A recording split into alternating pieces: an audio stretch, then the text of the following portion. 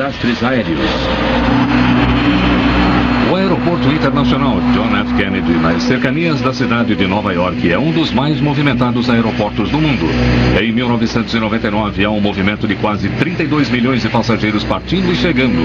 Mais de 340 mil voos decolam e aterrissam. O voo 990 da Egyptair está destinado a ser um dos mais controversos a deixar esse aeroporto. O destino desse voo desafia a força de uma amizade internacional entre dois aliados e revela uma falha de mecanismo oculta em uma das mais populares companhias aéreas do mundo. O FBI será envolvido. Nós revimos as fitas de segurança para saber se algo incomum havia sido carregado naquele avião. Investigadores em dois países desenvolvem duas teorias distintas. Teria sido esse um trágico acidente ou um crime terrível? Egyptair 990. Pouco depois da 1 da manhã de 31 de outubro de 1999, os 270 passageiros a bordo do voo 990 da Egyptair estão esperando pela decolagem. O comandante do voo é Ahmed El Habashi. Ele está com a Egyptair há 36 anos. O copiloto é Adel Anvar, de 36 anos. Ele trocou sua posição na escala de voo com outro copiloto a fim de voltar para casa a tempo de seu casamento. Parabéns, Adel. Muito obrigado. O piloto em comando no Boeing 767, comandante Hatem Rushdie, junta-se a eles na cabine. 1h20 da manhã, o copiloto Adel Anvar está solicitando a liberação do voo com a torre de controle. Siga o procedimento de saída, subindo para 5.000 pés. Livre para decolagem. Pista 22, Egyptair 990, câmbio. Tripulação da cabine? Em nome de Deus misericordioso, tripulação da cabine, posição de decolagem. Depois de uma prece diária, o copiloto assessora na decolagem. Por medida de segurança, os dois pilotos empurram a manete de potência do motor. Em um voo de 10 horas, é prática padrão na Egyptair fornecer uma tripulação substituta para partilhar os turnos de voo. A tripulação em comando faz a decolagem e aterrissagem. A tripulação substituta voa no trecho do meio do trajeto. Essa noite, o comandante Raouf Nur Eldin e o copiloto Gamil El Batouti fazem parte da tripulação substituta. Eles assumirão depois das primeiras 3 ou 4 horas e pilotarão o avião até quase chegar ao Cairo. V1, virar.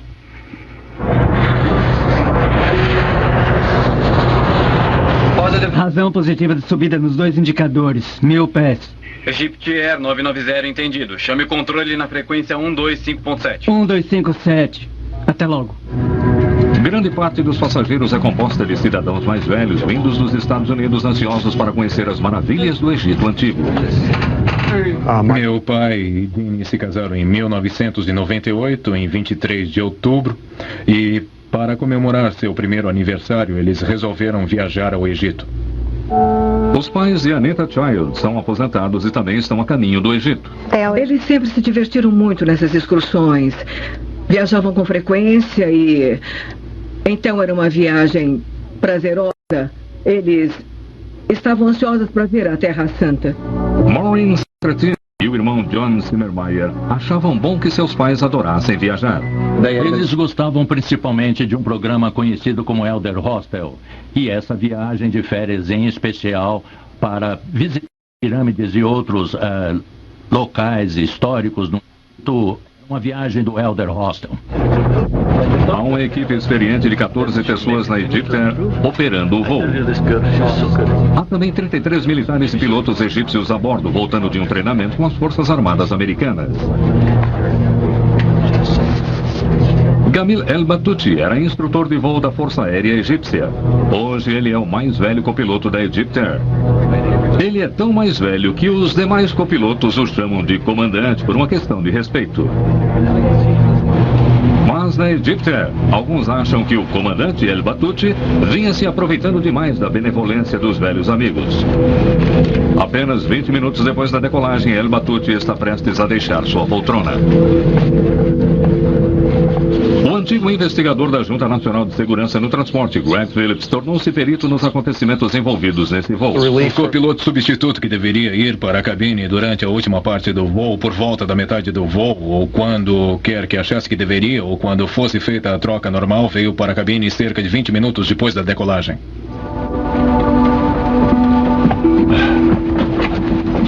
Oi, Jimmy. Como vai, senhor? O que é de novo? Eu dormi, juro. Espera, deixa eu lhe dizer uma coisa. Eu não vou dormir nada. Eu posso vir e ficar sentado por 2 horas, então... Eu dormi. Está querendo dizer que não vai levantar? Você vai, descansa um pouco, depois volta. O senhor devia ter me falado. Devia ter me dito, comandante Gamil. O senhor devia ter dito, Adel... Eu ao menos vi você? Eu trabalho primeiro. É só me deixar um recado. O copiloto mais jovem parece estar surpreso com o fato de El Battuti querer substituí-lo tão cedo no voo. Estou com sono. Então aproveite para dormir e quando acordar, quando crer que isso aconteça, o senhor volta, comandante, está bem? Mas eu volto de qualquer jeito. Comandante. Vir trabalhar nas últimas poucas horas e isso é tudo. Não, esse não é o ponto. Ouça, se o senhor quer vir e se sentar aqui, tudo bem. Eu vou voltar. Vou pegar alguma coisa para comer e volto, está bem? Certo, então por que o senhor não vai... Por que não traz seu jantar para cá e... Então eu vou dormir, está bem? Tudo bem.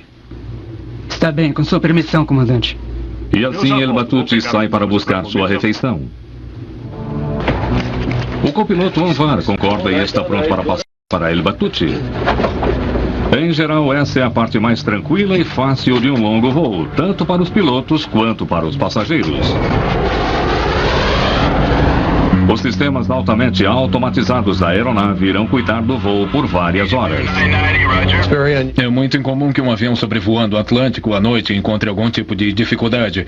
Em geral, esperamos que os acidentes aconteçam próximos à aterrissagem ou próximos aos aeroportos, e é muito raro que alguma coisa aconteça sobre o oceano no meio da noite. Com licença, Jamie, enquanto dou um pulo rápido ao toalete. Fique à vontade, por favor. Antes de ficar lotado, enquanto ainda estão comendo. Eu volto logo.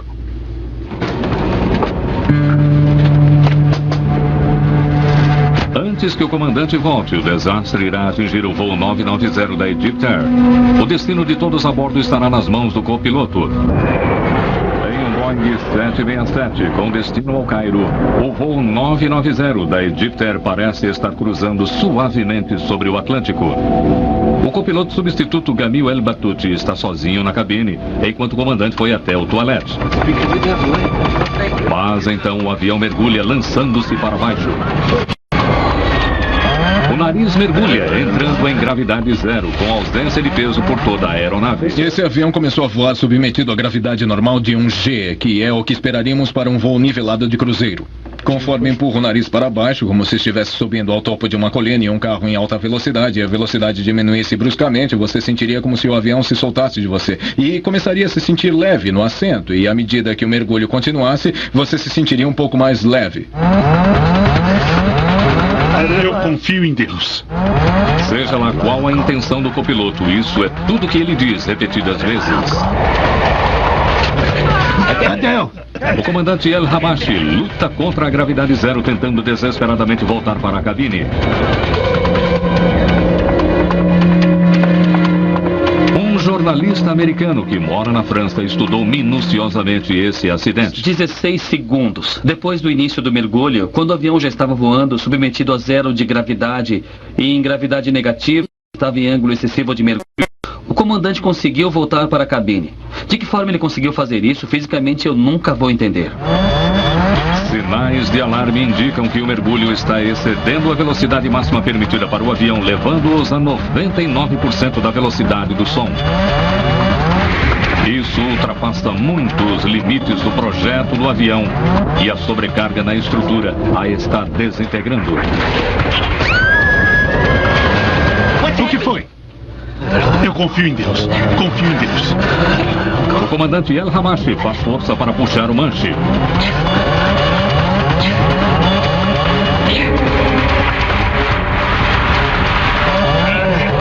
E então ele tenta usar usar os motores para conseguir forçar a saída do mergulho, empurrando as manetes de potência do motor para frente, mas nada consegue. Você desligou os motores? Desesperado, o comandante utiliza os freios aerodinâmicos, painéis móveis existentes na parte superior das asas, em um esforço para diminuir a velocidade do mergulho.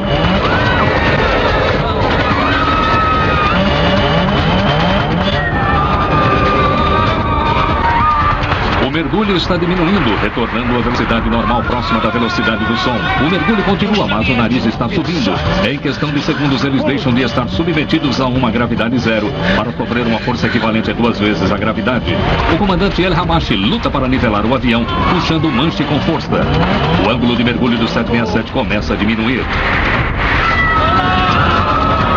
Puxe comigo! Em questão de segundos, o motor para e a potência zera, mergulhando a aeronave na escuridão. Nesse momento, param os gravadores de voz na cabine e os de dados do voo. Ninguém sabe o que aconteceu no avião nos 2 minutos seguintes, mas o radar acompanha sua trajetória. O avião está subindo novamente. De cerca de 5.000 metros a quase 8.000 metros, com a estrutura fragilizada pelas forças aerodinâmicas excessivas causadas pelas velocidades e manobras anormais. Então a aeronave cai em outro mergulho assustador. Submetido a esforços além do tolerável, o motor esquerdo é arrancado do avião.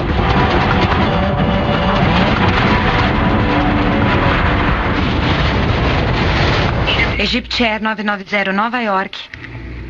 Egypt Air 990 Nova York. A 1h52 da manhã, o voo 990 desaparece das telas dos radares, chocando-se contra o Oceano Atlântico, cerca de 100 quilômetros da costa americana. Equipes de busca e salvamento da Guarda Costeira são chamadas às 2h15 da manhã.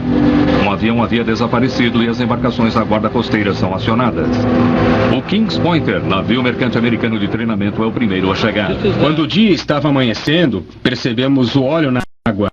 E aquela foi a primeira indicação, então viramos o navio em direção ao óleo. E logo que fizemos isso, começamos a ver destroços surgindo na superfície. Cairo, Egito. Em Heliópolis, subúrbio do Cairo, a filha do comandante El Hamashi pode apenas imaginar o que seu pai passou. Você pode imaginar ter um ente querido, um pai, uma filha ou um irmão, enfrentando todos os horrores de estar caindo a 36 mil pés, de repente, tentando salvar sua vida, a vida dos seus colegas, das pessoas, dos passageiros. Kingsburg, Maryland. Em um lar em Maryland, uma tranquila manhã de domingo muda tragicamente. Por algum motivo eu tinha acordado às 5h30 da manhã e estava passando de um canal ao outro na TV para saber do tempo e estávamos resolvendo a que missa ir. Era domingo. Imediatamente na CNN eles noticiaram o desaparecimento do voo 990 e eu fiquei completamente em choque. Corri até a minha geladeira onde tinha grudado o itinerário de meus pais, arranquei-o dali e comecei a chorar. Eu gritava e não sabia o que fazer. Screaming, I didn't know what to do. Porta-voz da Guarda Com Costeira. quantidade significativa de destroços e dali concentramos nossos esforços de busca em cerca de 93 quilômetros quadrados, cerca de 80 quilômetros ao sul de Nantucket. No final de outubro, as águas do Atlântico Norte são tão geladas que, em geral, a expectativa de vida ali é de cerca de 5 a 6 horas. No Cairo, Mai, a filha do comandante substituto Rauf Nur Eldin, apega-se à esperança por seu pai. Eu falava comigo mesma, tentando me convencer de que meu pai não estava naquele avião e que se estivesse, ele estaria em segurança porque meu pai era um piloto da Força Aérea. Era muito experiente. Achei que talvez se o avião tivesse caído, ele seria capaz de, de estar em um lugar seguro, nadar e procurar terra. No local do acidente, tudo que sobrou são pedaços do avião. Em poucas horas, as autoridades sabem que é pequena a esperança de encontrar sobreviventes. Acreditamos que nessa altura é melhor para todos que não tenhamos mais expectativas de encontrar sobreviventes. Palácio Presidencial, Cairo, Egito. O presidente egípcio Hosni Mubarak dirige-se a uma nação abalada. Esse é o pior acidente na história do Egito. Fiquei chocado. É uma grande tragédia para nós. E apresento minhas condolências a todos os passageiros, às suas famílias, às famílias da tripulação que se perderam nessa tragédia. Contatei o presidente Clinton e outras agências governamentais e ele está nos dando apoio para tentarmos descobrir e saber qual foi o motivo do acidente. O presidente americano responderia a seu aliado com um compromisso. Hoje falei com o presidente Mubarak do Egito, a fim de expressar meu pesar e lhe garantir que trabalharemos juntos até que este assunto seja resolvido. Nós não sabemos o que provocou esta tragédia. Ao norte de Indiana, o historiador de música Jim Brokaw fica sabendo o que aconteceu com seu pai e a madrasta. Uma das muitas coisas que senti naquela terrível manhã foi a sensação de que pessoas por todo o mundo estavam enfrentando aquela mesma e terrível situação que eu. E a mesma sensação de impotência e desorientação que eu enfrentava. Abalados e mortificados, parentes chegam a Newport, Rhode Island. Eles irão buscar perguntas e partilhar consolo.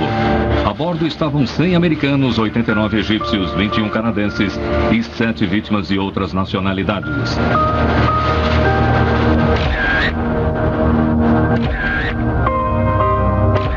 Todos perguntam: o que provocou esta tragédia? E equipes de investigadores irão buscar aquela pergunta durante anos. Estamos começando o que pode vir a ser uma longa investigação e estamos preparados para fazer o que for necessário, a fim de encontrarmos respostas a essas perguntas que procuramos. Em Washington, Greg Phillips, da Junta Nacional de Segurança no Transporte, lidera as investigações sobre esse acidente. Desde o início percebemos que se tratava de um caso bastante difícil. O avião estava em cruzeiro durante a noite sobre o oceano e, quando caiu, havia poucos destroços flutuando, mas tivemos de recuperar o avião do fundo a fim de começar a investigação. O trabalho de localizar as caixas pretas seria difícil. A profundidade da água é de cerca de 70 metros e a tremenda força da queda havia amassado o dispositivo de localização das caixas.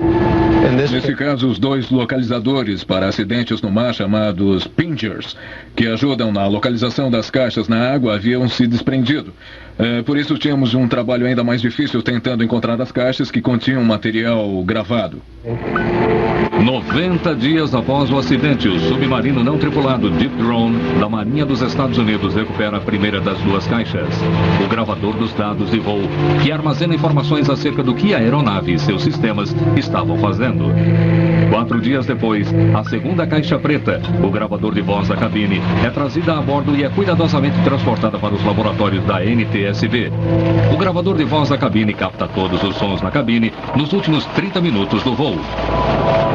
As caixas pretas são protegidas para suportar impactos de 3.400 vezes a força da gravidade. A recuperação do gravador de voz da cabine fornece um quadro terrível e intrigante dos últimos minutos do desastre. Aqui, os investigadores esperam que esteja a chave para desvendar o mistério do voo 990. A tradução do árabe falado na cabine é prioridade máxima na sede da NTSB. O gravador de voz da cabine estava em bom estado e foi facilmente utilizável e traduzível pela equipe de investigação. O gravador de voz na cabine é sempre apenas uma parte da investigação que integra muitas outras peças de um quebra-cabeça. Ele acompanha o gravador de dados do voo, o exame dos destroços e todos os outros aspectos da investigação. Em grandes investigações como essa do acidente do Egyptair 990, a NTSB trabalha rotineiramente com o FBI. A prova física precisa ser gerenciada caso seja necessária em juízo. O antigo diretor assistente do FBI, Leo Schiliro, é um investigador veterano e familiarizado com acidentes aéreos. Quando o acidente com a Egyptair aconteceu, estávamos bem capacitados para examinar acidentes aéreos, especialmente dando ênfase em investigar se ocorrera ou não um incidente terrorista ou um ato criminoso. O FBI procurou evidência de bombas terroristas ou alvos terroristas no voo. tentando confrontar bagagens com a listagem de passageiros e verificar se havia ou não algo de incomum no manifesto de carga. Se as pessoas que embarcaram as cargas no avião podiam se recordar de qualquer coisa que pudesse lhes ter chamado a atenção. Revimos as fitas de segurança para saber se algo incomum havia sido carregado naquele avião. Não tínhamos qualquer prova de qualquer tipo de explosivos a bordo do Egypt Air naquela noite. Na NTSB, investigadores americanos não encontraram falha na aeronave com base nos estudos feitos no gravador de dados do voo. Mas membros egípcios da equipe de investigação insistem que nem todas as provas haviam chegado ali.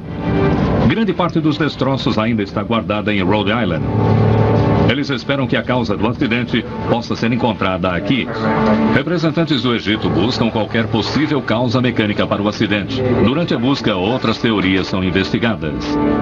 Um estudo sobre as causas de acidentes aéreos publicado em 2001 aponta erro do piloto como responsável por 1/3 desses acidentes. E encontra também uma forte relação entre mau tempo e erro do piloto. Mas o acidente do Egypt Air 990 ocorreu com tempo bom e pilotos veteranos. O que aconteceu na cabine iria dividir a investigação e alimentar uma controvérsia. Um estudo sobre as causas de acidentes aéreos publicado em 2001 aponta erro do piloto como responsável por 1/3 desses acidentes. E encontra também uma forte relação entre mau tempo e erro do piloto. Mas o acidente do Egypt Air 990 ocorreu com tempo bom e pilotos veteranos. O que aconteceu na cabine iria dividir a investigação e alimentar uma controvérsia internacional. A investigação se desenvolve em duas direções: falha do avião e ação do piloto. Rumores circulam acerca do que ou quem poderia ter provocado esse terrível acidente. Uma das principais perguntas: por que o copiloto substituto estava na cabine horas antes do esperado? Ele deveria substituir Adel Anvar muito mais tarde durante o voo. Mas no Cairo, Tarek, irmão mais velho de Adel Anvar, não vê problema algum no fato de Adel ser substituído na cabine. Suponha que eu esteja com um de meus amigos e estejamos viajando em um carro e ele me pede para dirigir no meu lugar. Isso vai ser um problema? Por exemplo, se Adel não dormiu o suficiente e o comandante Gamil lhe disse: deixe-me pilotar o avião em seu lugar e você vai descansar. Não há problema algum nisso. Quando as nações na cabine são reunidas com as vozes gravadas, surge uma cronologia que indica uma série de decisões inicialmente desconcertantes. Eu volto já. A cronologia revela que depois do comandante El Hamashi sair da cabine, há uma série de sons cujos significados podem ser apenas presumidos.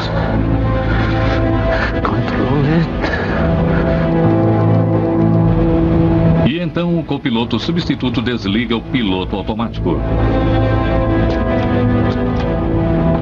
Eu confio em Deus.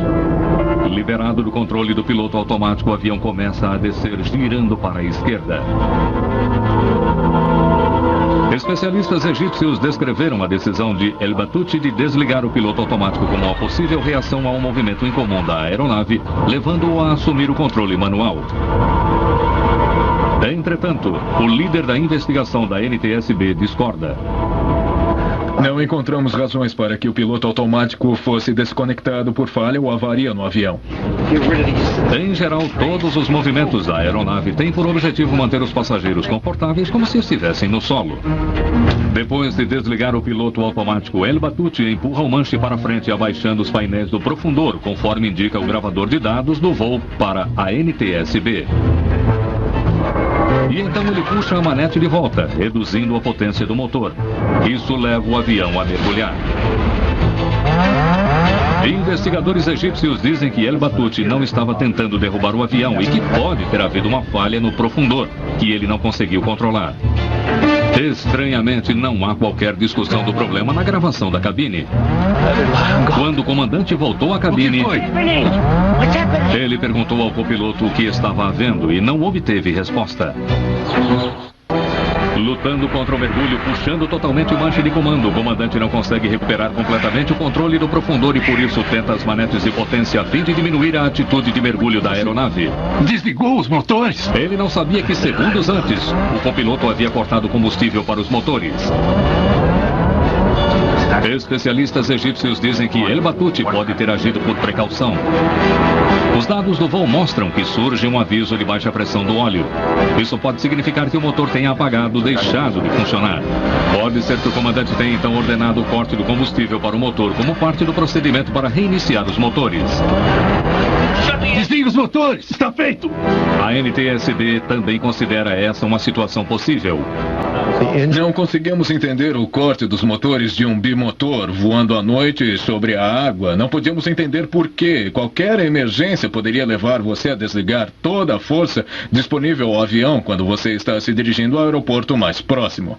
A causa mais provável para os investigadores egípcios era uma trágica falha no profundor. Em Washington, na Junta Nacional de Segurança no Transporte, a análise do gravador de dados do voo indica que o comandante El Habashi estava puxando o manche para que o avião subisse. Enquanto o oficial de voo El Battuti parecia estar pressionando o manche para frente, fazendo o avião ir para baixo. Especialistas egípcios discutem que esse acidente poderia ter sido provocado por uma falha no conjunto do profundor, levando a uma deflexão inadvertida do profundor.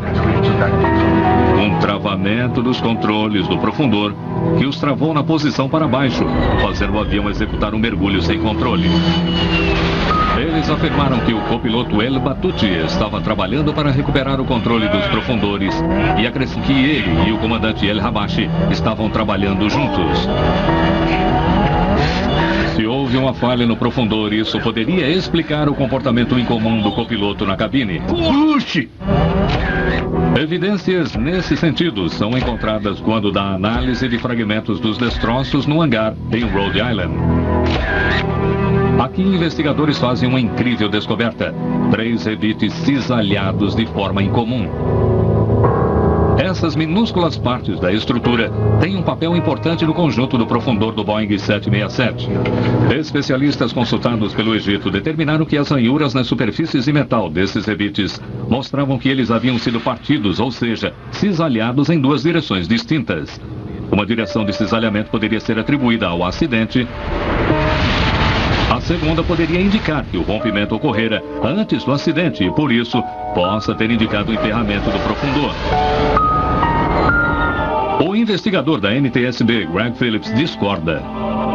Esses são os projetados para o Boeing 767. Os controles podem ser separados. Eles são projetados dessa forma para o caso de uma das superfícies, uma falha na superfície de comando, de forma que possa controlar o avião mesmo com um profundor com problema. Brittany, França. Antes de se tornar um escritor e investigador, William Langewish era piloto de linha aérea comercial.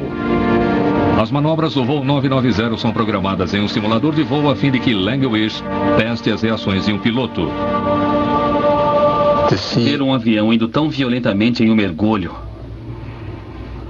Ver os altímetros perdendo a altura. Ouvir as sirenes e os sinais de alarme disparando. É assustador. Sejam quais forem as causas do mergulho, Langewish tenta uma variedade de reações para sair dele. Finalmente, eles me pediram que esperasse os 15 segundos mais extremos, para que me sentasse em um 767 ou em qualquer avião, fora de controle, e não fizesse coisa alguma durante 15 segundos. 15 segundos é muito tempo. É inconcebível. Mas eu fiz isso. E mesmo nos 15 segundos, mesmo esperando 15 segundos, eu pude, embora sem nenhuma habilidade em especial, reagir como qualquer aluno de aviação faria a fim de recuperar o avião, sair do mergulho, antes que o avião excedesse os seus limites. Nenhum Boeing 767 sofreu de deflexão inadvertida do profundor e mergulhou antes do acidente ou desde que ele ocorreu. Os especialistas contratados pelo Egito desenvolveram uma vasta gama de situações, citando falha no conjunto do profundor como possível causa do acidente. Com base nos dados, nas informações que conseguimos com os testes que foram realizados, num esforço de equipe, com o máximo que pudemos concluir na ocasião, não conseguimos levar o avião a fazer o que ele fez com nenhuma das situações de falha que nos foram apresentadas. Se por um lado os cenários de falha mecânica foram esgotados e a possibilidade de terrorismo foi excluída, o FBI continuava a investigar a vida do copiloto Gamil El Battuti. Menos de 3 semanas antes do desastre, os noticiários relatam que nos momentos finais antes da queda, El Battuti dissera: tomei minha decisão, coloco minha fé em Deus, levando muitos a acreditar que ele pudesse ser um militante islâmico determinado à destruição. Mas a tradução estava incorreta. Partindo de nossa revisão inicial do passado de Battuti, ele era uma pessoa bastante religiosa, mas eu não creio que tenhamos qualquer coisa que venha determinar que suas crenças religiosas fossem radicais ou que ele fosse mais do que uma pessoa religiosa comum. O que Battuti havia dito e o que significa? O professor egípcio Amin Bonar ensina árabe na Universidade de Georgetown, em Washington. Tawakkalt significa eu dependo. Eu confio. Conto com. E Allah é em. E Allah é Deus. Tawakkalt ala Allah. Em Deus eu confio. Eu confio em qualquer coisa que eu venha a fazer. As pessoas usam essa frase ao começarem uma viagem. Quando começam a dirigir, quando voltamos para casa, dizemos Tawakkalt ala Allah. Quando você tem um exame, você começa dizendo Tawakkalt ala Allah. É uma frase bastante positiva. Por isso, não é o tipo de frase que alguém usaria antes de cometer um crime. Ou antes de cometer suicídio. Tawakkalt ala Allah. Dizer essa frase uma vez seria normal, mas El Battuti a repetiu 11 vezes. O que houve? Eu esperava que o comandante Battuti dissesse há fogo nos motores, alguma coisa parou, vejo que alguma coisa atingiu o avião, qualquer coisa assim. Mas ele apenas dizia, sem parar, Tawakkalt ala Allah. Isso não tem lógica.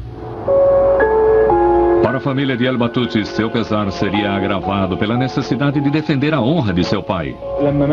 Quando ele morreu, a única coisa que nos confortava era o fato de que ele havia morrido de maneira digna. E agora estão tentando tirar isso de nós. Há muitas falhas mecânicas e por que é que você tem de dizer apenas que se trata de um ato deliberado? Um ato deliberado e não um problema mecânico ou devido ao tempo.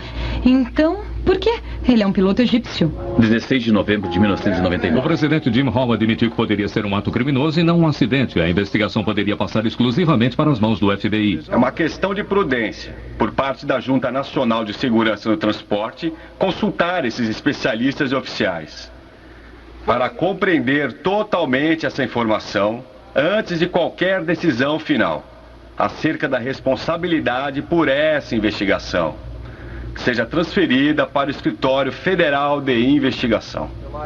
Segundo Walid, sobrinho de Gamil, o presidente do Egito, Hosni Mubarak, antigo comandante da Força Aérea Egípcia, conhecer Gamil El Battuti. Mubarak pediu ao presidente Bill Clinton que intercedesse a fim de impedir que o acidente se tornasse um assunto do FBI. Desde o acidente, Walid El Battuti, sobrinho de Gamil, tornou-se o porta-voz da família de El Battuti. É preciso compreender que a pessoa no mais alto escalão nesse país, no caso, o presidente egípcio, era um piloto da Força Aérea. E lhe perguntaram e ele respondeu, segundo minha experiência, foi a empenagem, alguma coisa aconteceu ali. Não se trata de suicídio. Poderia ser tanto uma falha mecânica, um defeito de fabricação, algo assim. Nos Estados Unidos, os investigadores se concentram em Gamil El Battuti na questão de motivo. O FBI conheceria o homem no controle do Egyptair 990, entrevistando colegas e amigos, descobrindo um lado sombrio de Gamil El Battuti. Ao investigar a causa do acidente com o Egyptair 990, a atenção é voltada para a figura e a história do copiloto substituto Gamil El Battuti. Ele tinha 59 anos, quase 60. Nunca tinha chegado além do posto de copiloto. Isso deve ter causado alguma animosidade em relação à Egyptair. Havia alguns assuntos em sua vida, em termos financeiros, assuntos relacionados a membros de sua família estarem doentes, precisando de cuidados médicos. Eles usaram a filha na acusação ao dizerem que ela estava doente e que talvez por isso ele tivesse cometido suicídio. Eu posso, antes que façamos isso, vou lhes dar um motivo. Em primeiro lugar, os médicos já haviam, naquele voo em particular, já haviam lhe dito, sua filha está Está se dando muito bem com a medicação e tudo está saindo bem. Ele estava extremamente feliz. Ele estava muito animado em voltar. Gamil El Batouti estava aquela noite levando de volta os relatórios médicos da filha, entre outras coisas. Certo, ele comprou pneus para o filho dele. E houve uma discussão ao telefone entre ele e o filho. Meu pai me ligou para que eu fosse até o aeroporto, pois ele não conseguia levar sozinho todos os 4 pneus.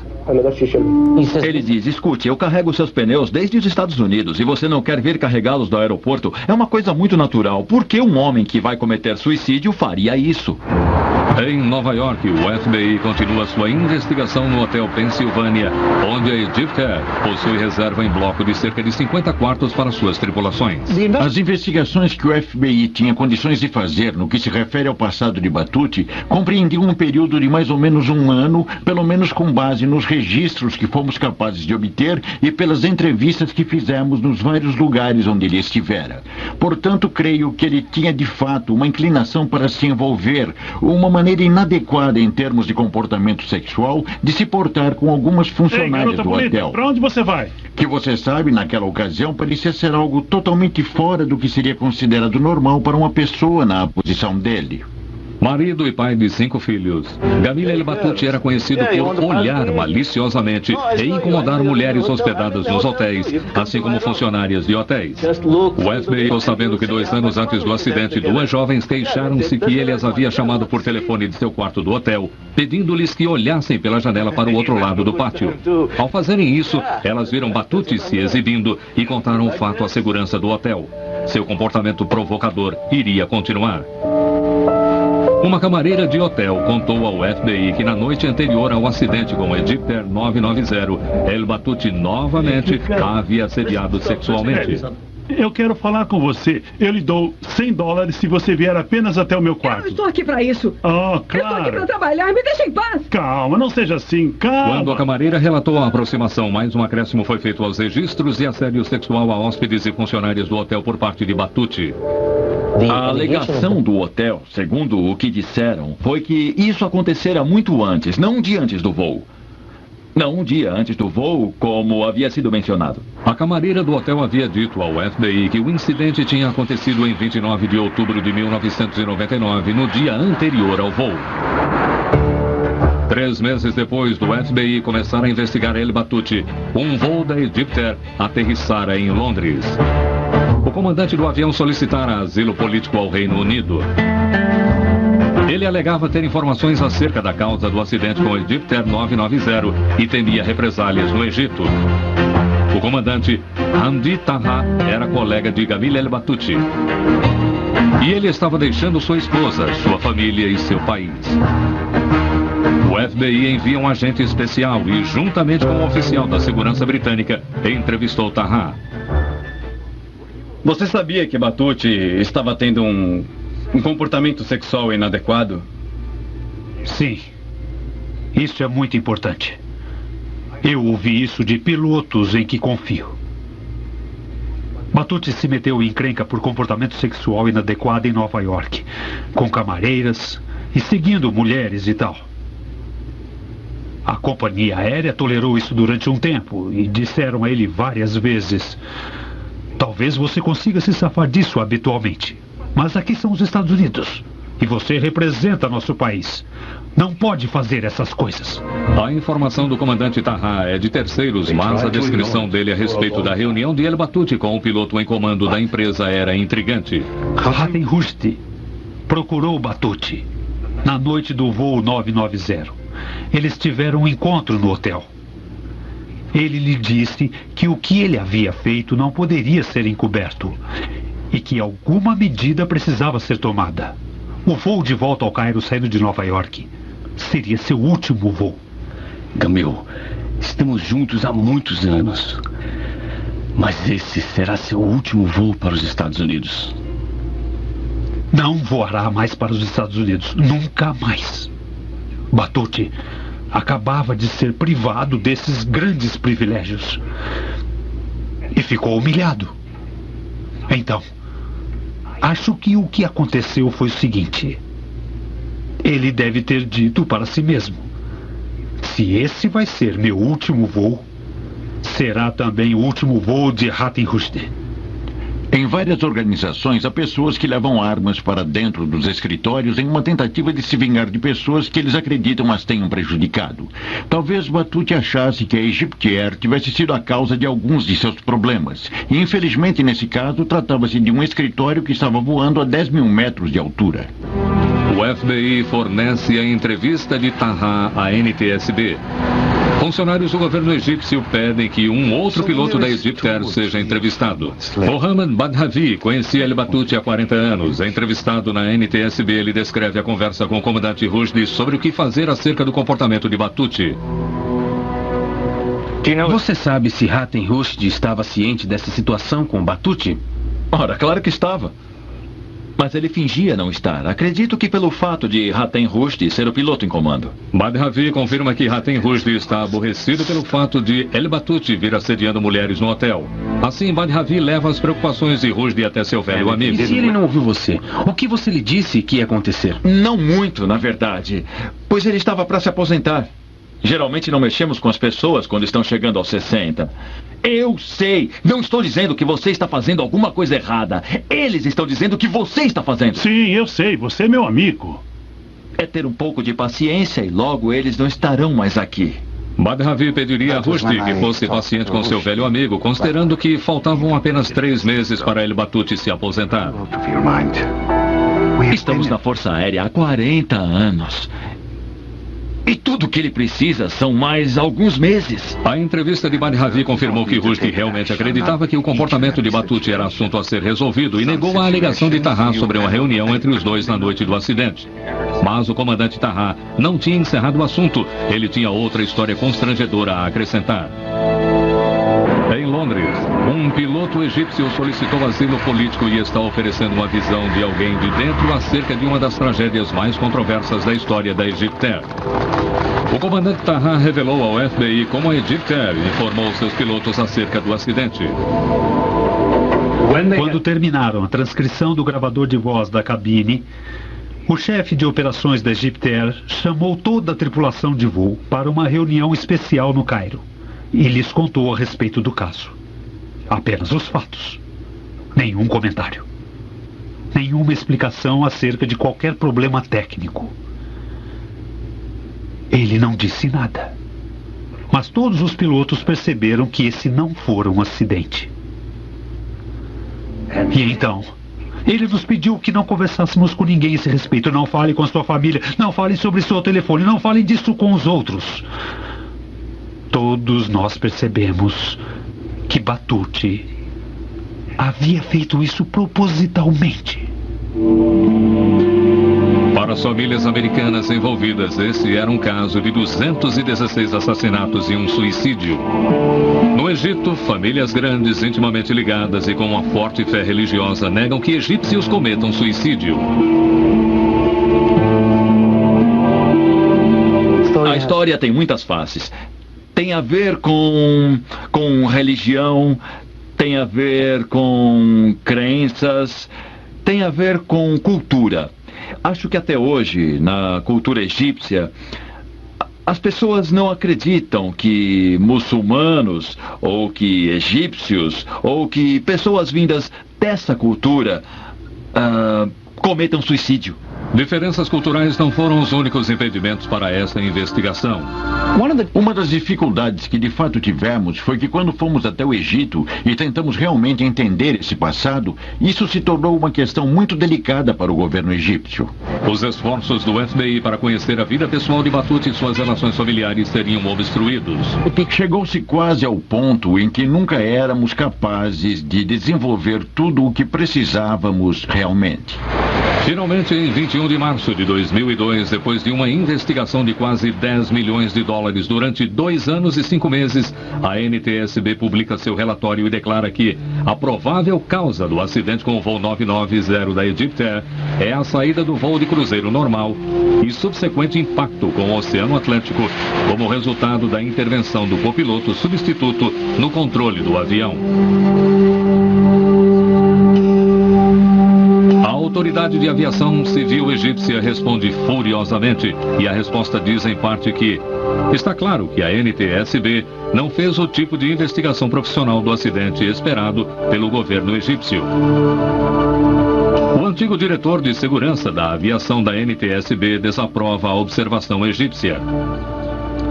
O que não foi profissional foi a insistência dos egípcios em face a provas irrefutáveis para qualquer um que tenha algum conhecimento sobre investigação, sobre acidentes aéreos e que conheça alguma coisa de aerodinâmica e aeronaves.